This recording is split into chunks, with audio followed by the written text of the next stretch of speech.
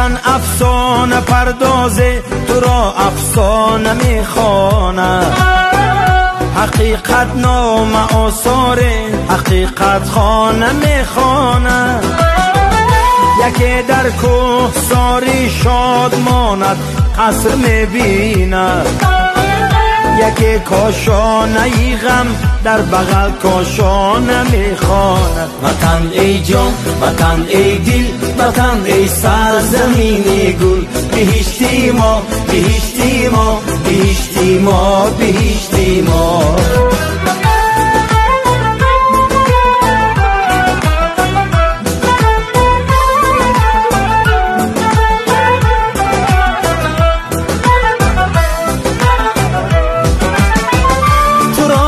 سر نوشتی خش می بالند و می نالند.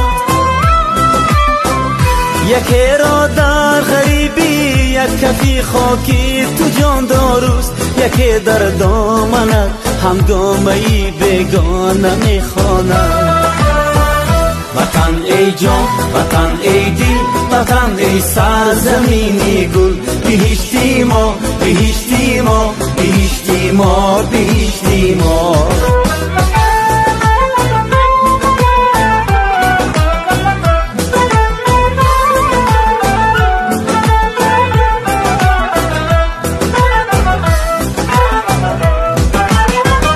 تو را مردی ره منزل به منزل میکند دنیا.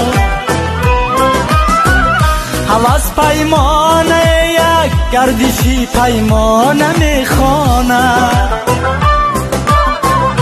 حبیب می سرایت شاه بیتی شاه راحت را. حدیث تن چشم حسرتی گرگانه میخواند. وطن ای جان، وطن ای دل، وطن ای سرزمین گل. بهشتی ما، بهشتی ما، بهشتی ما، بهشتی ما.